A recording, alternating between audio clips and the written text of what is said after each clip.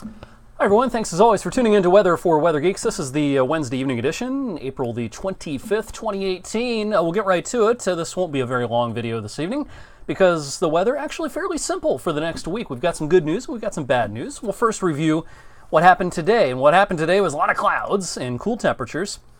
And as you'll see on this time lapse, we had a little bit of rain, some drizzle from time to time, especially during the midday and the afternoon here in Niles. The camera gets covered up a little bit. It was one of those days where there wasn't much on the radar, but a lot of this drizzle was falling out of low clouds that tend to get missed a little bit by the radar, because the radar beam, by the time it hits our region, whether it's originating from the Cleveland radar or the Pittsburgh radar, that beam is higher than the cloud height a lot of times when you have a drizzle situation, and so the precipitation that's falling from those low clouds doesn't get seen by the radar beam. So it can be kind of deceiving if you look at your app and don't see a whole lot of green on there, but you're on your medium setting on your wipers, and that was the case for me as I came into work today.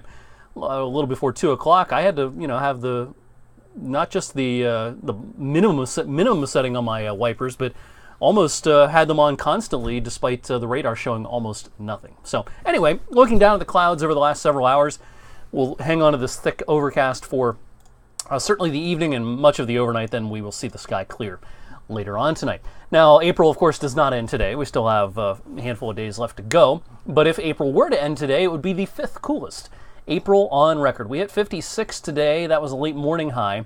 That's about 6 degrees, 7 degrees below the average for this time of the year. Notice 8 days out of 25 have been warmer than average this April, which means 17 out of 25 days have been cooler than average. It's been a pretty chilly month overall. Big picture for your Thursday looks like this.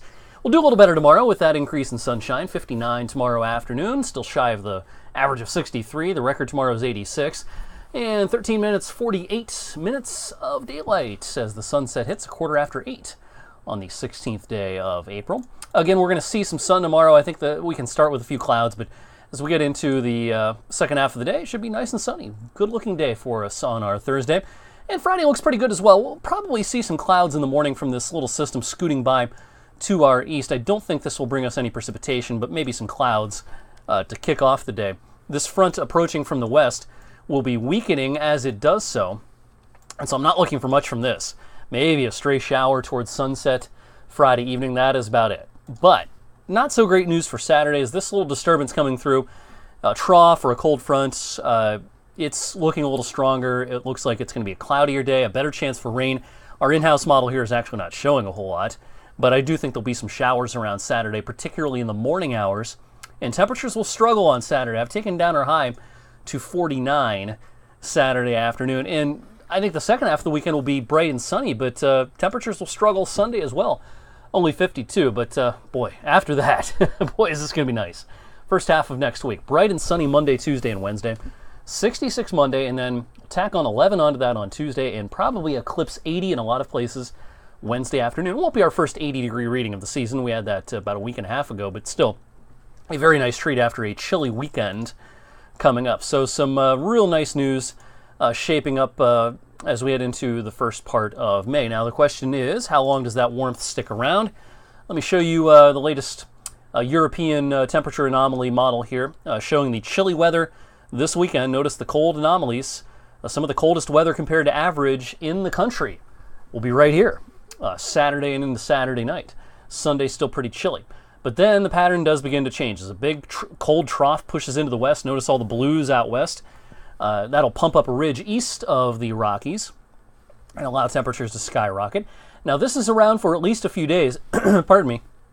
At the end of next week, this is next Friday, the 4th day of May, there's probably going to be a cold front right around this point that pushes through and probably knocks our temperatures back fairly significantly for the following weekend. So the first weekend of May, which would be the 5th and 6th, do not look very warm. Notice the ridge pumps up out west once again. So you have all these warm anomalies out west, and when you see that, typically that means downstream you're going to have a trough and cooler temperatures in the east.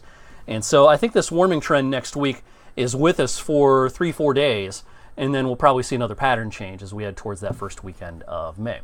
All right, I'm going to get back to keeping an eye on the Cavs game this evening. Cavs and Indians both playing this evening, so Be rooting for the Cleveland teams, of course, as always. Hope you have a great Wednesday night. Thanks for watching Weather for Weather Geeks, and I'll see you back here tomorrow evening.